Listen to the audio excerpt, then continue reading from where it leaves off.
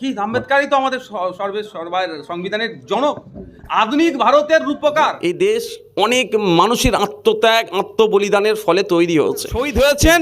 আত্মত্যাগ আত্মবলিদানের ফলে আমরা এই সংবিধান পেয়েছি, পৃথিবীর শ্রেষ্ঠ, পৃথিবীর সব থেকে বড় লিখিত সংবিধান পেয়েছি, আমরা অধিকার পেয়েছি। তো এখন এটাকে ভুলণ্ডিত করার চেষ্টা করছে। কারণ কেন সুযোগ পাচ্ছে? আমরা ওরাতে আমরা চলে গেছি। ওই আমরা ওরাতে আমরা যত যাব, এরা একের পর এক অ্যামেন্ডমেন্ট করবে, একের পর অ্যামেন্ডমেন্ট করে আপনার আমার জনগণের হাতে যে ক্ষমতা দিয়েছিল সেগুলোকে ক্রমশ কেড়ে নেবে। কেড়ে নেওয়ার পরে কি আসবে? আবার সেই কোম্পানিরা জানতে চলেছে। সবাই আজকে সংবিধান বিতর্কে বারবার যখন আম্বেদকরের নাম নিয়ে বিরোধীরা করে বক্তব্য রাখতে চায়, সেই প্রসঙ্গে অমিত শাহ আজকে একটা মন্তব্য করেছেন, বারবার আম্বেদকর আম্বেদকর আম্বেদকর কেন? কি আম্বেদকরই তো আমাদের সর্বের সংবিধানের জনক, আধুনিক ভারতের রূপকার। সেই জন্যই 2015 সালে যা জাতীয় আইন দিবস হিসাবে পরিচালিত হয়ে আসতো, 2015 সালে সেটাকে হলো সংবিধান দিবস হিসাবে উদযাপন করা হলো। কার? বাবা সাহেব আম্বেদকরের 125তম জন্মবার্ষিকীকে স্মরণ রেখে। তো বাবা সাহেব আম্বেদকরের নাম নিতে কারো যদি কষ্ট লাগে, বোঝাই যাচ্ছে তাহলে বাবা সাহেব আম্বেদকরের নেতৃত্বে তৈরি হওয়া সংবিধানকে ফলো করতে তাদের কত কষ্ট হচ্ছে। এই জাল পাসপোর্টের কারণে অ্যারেস্ট হচ্ছে কলকাতায়, এরকম ভাবে একটা জাল পাসপোর্ট তৈরির করিডর কি কলকাতা তৈরি হচ্ছে? আপনি এগিয়ে বাংলা আমি তো পোস্ট করেছি, বেহালাতে কর্মসূচিতে দুজনকে অ্যারেস্ট করেছে। এগিয়ে বাংলা, এতে বাংলা এখন সবকিছু পাওয়া যাবে। শিক্ষা, স্বাস্থ্য, কর্মসংস্থান বাদে আপনি যত অনৈতিক অন্যায় কাজ সমাজ বিরোধীদের এখন স্বর্গরাজ্যে পরিণত হয়েছে বাংলা। মধুগ্রাম বারাসাত ওখান থেকে অ্যারেস্ট হয়েছে। তো পুলিশ প্রশাসন আইবিরা কি করছিল? ওই যে পুলিশ প্রশাসন আইবিদেরকে দিয়ে কোথায় নওশাদ সিদ্দিকী, কোথায় বিরোধীদের মিটিং মিছিল আটকানো যাবে সেটাতেই ব্যস্ত। এইগুলোও তো দেখার দায়িত্ব তাদের। প্রশাসনকে কি তার সঠিকভাবে কাজে লাগাচ্ছে না প্রশাসনের যে ম্যান পাওয়ার থাকার দরকার সেটা নয়। ফলে স্বর্গরাজ্যে পরিণত হয়েছে দুষ্কৃতীদের এই আমাদের রাজ্যটা। এই সুস্থ ভারতবর্ষ দেখার জন্যই বিনয়ী বাদল দীনেশ, মাস্টারদা সূর্য সেন সবাই আমরা জানি। কিন্তু একটা এর মধ্যে এত ভিড়ের মধ্যে একটা নাম আমরা খুব কম জব করি, সেটা আমরা ক্ষুদিরামের নামটা জানি। আমি যখন জেলে ছিলাম আমি তার জীবনে পড়েছিলাম শহীদ গোপীনাথ সাহা, যাকে জেলে রেখেছিল। শ্রীরামপুরে, আমাদের শ্রীরামপুরে বাড়ি, ক্ষেত্রমোহন স্ট্রিটে বাড়ি শহীদ গোপীনাথ সাহা। কত উনি কুড়ির কটা টপকানি বয়সে, আমরা তো 20 বছরে কেউ নাই, 20 বছর বয়সের উনি টপকাননি। এখন তো 20 ছেলেরা পাবজি গেম আর বাইক নিয়ে উঠছে। তখন তিনি দেশের জন্য আজকের দিনে নওশাদ সিদ্দিকী স্টেজ থেকে উঠে চিৎকার করতে পারবে কারো ক্ষমতা নেই আটকানো কথাটা। এই জন্যই তখন ব্রিটিশ তো আটকে দিত, বলা যাবে না, করা যাবে না, সে করা যাবে না। 20 বছরের তিনি পার করেনি, তিনি টিনেজেই দেশের জন্য জীবন দিয়েছিল। কিভাবে? শহীদ হয়েছিল, ফাঁসিতে চড়িয়েছিল। তার লাশ পর্যন্ত, তার দেহ পর্যন্ত তার পরিবারকে দেয়নি। আমি আপনাদের বলবো, এই দেশ অনেক মানুষের আত্মত্যাগ আত্মবলিদানের ফলে তৈরি হয়েছে। এই দিল্লির জমিনে প্রায় 90,000 আলেম উলামাদেরকে শহীদ করেছে ব্রিটিশ বর্বররা।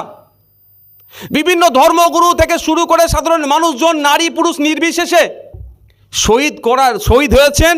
আত্মত্যাগ আত্মবলিদানের ফলে আমরা এই সংবিধান পেয়েছি, পৃথিবীর শ্রেষ্ঠ, পৃথিবীর সব থেকে বড় লিখিত সংবিধান পেয়েছি, আমরা অধিকার পেয়েছি। তো এখন এটাকে ভুলণ্ডিত করার চেষ্টা করছে। কারণ কেন সুযোগ পাচ্ছে? আমরা ওরাতে আমরা চলে গেছি। ওই আমরা ওরাতে আমরা যত যাব, এরা একের পর এক অ্যামেন্ডমেন্ট করবে, একের পর অ্যামেন্ডমেন্ট করে আপনার আমার জনগণের হাতে যে ক্ষমতা দিয়েছিল সেগুলোকে ক্রমশ কেড়ে নেবে। কেড়ে নেওয়ার পরে কি আসবে?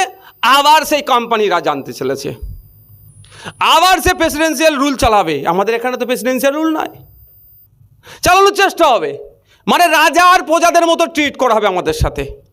কিন্তু গণতন্ত্রে আমরা সবাই রাজাই রাজার দেশে, সেটা আমরা ভুলে যাচ্ছি। এটা আমাদেরকে ভাবতে হবে যে আমাদের এক ক্ষমতাতে মোদি গদিতে বসতে পারে, আমাদের এক ক্ষমতায় ভোটে মোদিকে নাবাতে পারি, আমাদের ভোটে আমরা মমতাকে চেয়ারে বসাতে পারি, আমাদের ভোটে আমরা মমতাকে নাবাতে পারি। এত ক্ষমতা আমাদের হাতে। ক্রমশ যত দিন যাচ্ছে কিন্তু এই ক্ষমতা কাড়া হচ্ছে। এবার আপনাকে ভুলিয়ে রেখেছে কি আপনি মুসলমান, আপনার সমস্যা এটা। লক্ষ্মীবাবুকে ভুলিয়ে রেখেছে আপনি আদিবাসী, আপনার সমস্যা এটা। নওশাদ সিদ্দিকীকে ভুলিয়ে রেখেছে, আপনার সমস্যা এটা। যে যার আলাদা আলাদা সমস্যাকে দেখিয়ে ভুলিয়ে রাখার চেষ্টা করেছে। কারণ সবাই যদি এক জায়গায় চলে আসে তাহলে ওই কৃষক আন্দোলনের মতো হয়ে উঠবে। মোদি কেন, মোদির বাপক আটকাতে পারলো না তাদেরকে, আবার নতুন করে শুরু হচ্ছে। মোদিজিকে বা বিজেপি সরকারকে মাথা হ্যাট করতে বাধ্য হয়েছে কৃষকদের কাছে। কৃষকরা কি পাঞ্জাবি কৃষক, মুসলিম কৃষক, শিখ ইসাই কৃষক কেউ ভাবেনি, হিন্দু কৃষক ভাবেনি। কৃষক তো কৃষক, আমরা কৃষক সমাজ ঐক্যবদ্ধ লড়াই নেমেছিল, মোদিজিরকে মাথা হ্যাট করতে বাধ্য হয়েছে। আমরাও যদি দিনের শেষে মানুষ এই পরিচয় নিয়ে আমাদের অধিকার হনন হচ্ছে, সংখ্যালঘু দিবসে আমাদের সংখ্যালঘুদের শুধু অধিকার নয়, সংখ্যাগুরুদের অধিকার নিয়ে হরণ হওয়া নিয়েও যে চর্চা আমরা করছি, এটাই আমাদেরকে আগামী দিনের পথ দেখাবে।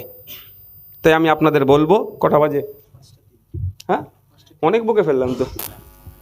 তাই আমি আপনাদের এটা অনুরোধ করে আমি বক্তব্য শেষ করছি যে অন্যায়কারীকে অন্যায়কারী হিসাবেই দেখা হোক, তার ধর্মীয় পরিচয় কি পাতা উল্টে দেখার প্রয়োজন নাই, তার রাজনৈতিক পরিচয় কি পাতা উল্টে দেখার পরিচয় নয়।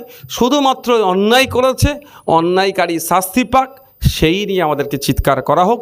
আর যার সাথে অন্যায় হয়েছে তার পাশে দাঁড়ানো আমাদের দরকার।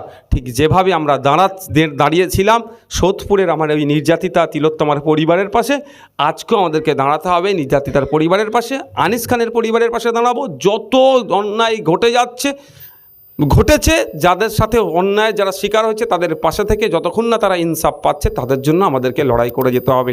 চাই সেটা জল জমি জঙ্গলের অধিকার হতে পারে, দেবত্ব সম্পত্তি উদ্ধারের জন্য হতে পারে, আপনার রিফিউজি ল্যান্ড উদ্ধারের জন্য হতে পারে, ওয়াকফ সম্পত্তি উদ্ধারের জন্য হতে পারে, বা আপনার আমার শিক্ষা স্বাস্থ্যের যে ফান্ডামেন্টাল রাইটস সেটা বিহাত হয়ে যাচ্ছে, সেটাকে সেটাকে বাস্তবায়ন করার জন্য আমাদেরকে লড়াই করতে হতে পারে। আমাদের লড়াইটা তাহলে কি হবে?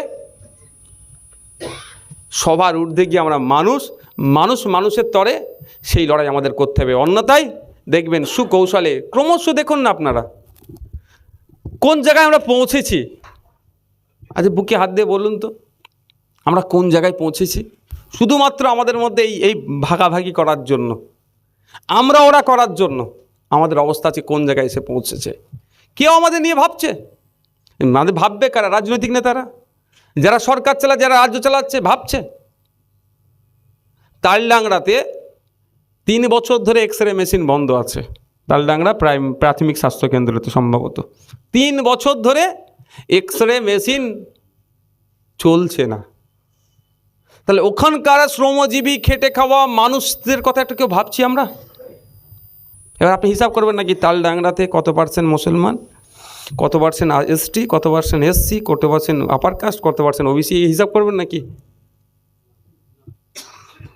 তা তালডাংরার মানুষ পাচ্ছে না। তা ওই এক্স-রে মেশিন যাতে চালু হয় ওখানে ফ্রি অফ কস্টে, যাতে ওখানকার মানুষ পরিষেবা পায় ওই প্রাথমিক স্বাস্থ্যকেন্দ্র থেকে বা ব্লক যেটা আছে, এক্স্যাক্ট আমার মনে পড়ছে না, তার জন্য আমাকে তো বলতে হবে। এই বলা আমরা বন্ধ করে দিচ্ছি, এটা আমরা দেখছি। আবার আমরা এই যে ওই কবির লেখাটা কোন কবির ছিল যে আমাদের কল্লোলবাবু বললেন, আখতারুজ্জামান আজাদ সাহেবের কবিতা লেখা প্রথম পড়লে আমি মুসলমান আমার গা জ্বালা করে উঠবে, তারপরে শুনতে ভালো লাগবে হিন্দুদের দিচ্ছে, প্রথম হিন্দু ভাইরা বলবে দিচ্ছে মুসলমানদের, পরস্পর এক একজনে গা জ্বালা করে উঠবে। যখন আমাদের গা জ্বালা বন্ধ হবে, এটা ভাববেন, যেই দিন কি আমাদের গা জ্বালা বন্ধ হবে, এই কবিতার ব্যাখ্যাটা আমরা নিজের মস্তিষ্ক থেকে করব যে না সত্যি তো আমি এই কবিতা অনুযায়ী কোন জায়গায় দাঁড়িয়ে আছি, সেই দিনই আমরা সভ্যতাকে এগিয়ে নিয়ে যেতে পারবো। এখানে সংখ্যালঘুর ব্যাপার কিছু নাই। আর যেদিনকে আপনি ভাববেন অন্যের বিপদে নিজের মনে যতক্ষণ না আগুন জ্বলছে, ওটা বিপদ হয়েছে, আমাকে বিপদ ঝাঁপিয়ে পড়তে হবে, এই যতক্ষণ না আমি তৈরি করতে পারছি, আমাদের এই দুরবস্থা হবে। আর পশ্চিমবাংলা নয়, সারা আমি ভারতবর্ষের কথা বলি, যে ভারতবর্ষে কি সংখ্যালঘু কি সংখ্যাগুরু, দেখুন সবাই আজকে একটা ভয়ঙ্কর কালো মেঘের নিচে দাঁড়িয়ে আছে। আমি দায়িত্ব নিয়ে বলছি, ভয়ঙ্কর কালো মেঘের নিচে দাঁড়িয়ে আছে গুটি কয়েক মানুষজন, যারা সাম্প্রদায়িক চিন্তাভাবনা নিয়ে চলার চেষ্টা করছে। তাদের জন্য পশ্চিমবাংলা, ভারতবর্ষের সংখ্যালঘু থেকে সংখ্যাগুরুরা, ভারতীয় নাগরিকরা আছে কালো মেঘের নিচে আছে। তো এই গুটি কয়েক মানুষের জন্য আমরা সংখ্যাগুরুদের মধ্যে যে সুসম্পর্ক, যে সংস্কৃতির আদান প্রদান, যে ঐক্য আছে, সেটা আমরা বিনষ্ট হতে দেব না।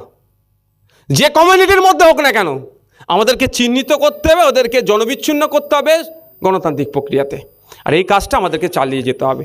ধন্যবাদ যারা উপস্থিত হয়েছেন, প্রত্যেককে আবারও সংগ্রামী অভিনন্দন জানিয়ে আমি আমার বক্তব্য শেষ করছি। আজকে আমি শেষ প্রাককালে আবারও বলবো, আমাদের ভারত বাংলাদেশের সুসম্পর্ক যতটুকু ক্ষতি হয়েছে সেটা দ্রুত রিকভারি হোক, আমাদের দু দেশের মানুষের মধ্যে যে ঐক্য যে সম্প্রীতি ছিল আবারও সেটা রিকভারি হোক, আমরা পুনরায় আগের মতো ফিরে যাই, সেই সময় ফিরে পাই আমরা আমাদের সংস্কৃতির আদান প্রদান থেকে শুরু করে আমাদের দুই দেশের ডেভেলপমেন্টের জন্য দুই দেশই গুরুত্বপূর্ণ ভূমিকা রাখবে এই কামনা করে বক্তব্য শেষ করছি এবং আন্তর্জাতিক সংখ্যালঘু অধিকার দিবসের সার্থক হোক। ধন্যবাদ।